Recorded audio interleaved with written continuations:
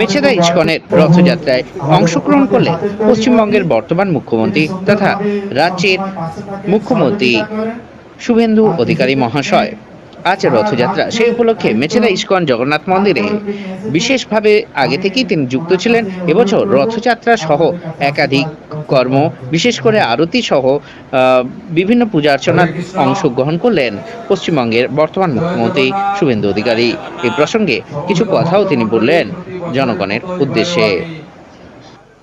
আপনাদের কাছে এসেছি কারণ আমি আমার নিজের কর্মজীবনে, ব্যবহারিক জীবনে, দৈনন্দিন জীবনে সবসময় মনে করি অতীতকে মনে রাখতে হয়।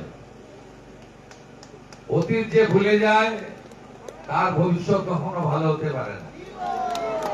স্বাভাবিকভাবে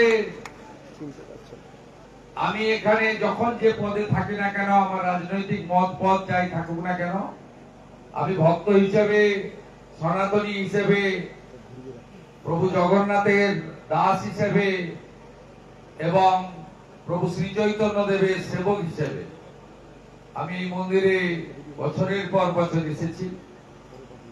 এই মন্দির তিলে তিলে তিলোত্তমায় পরিণত হয়েছে।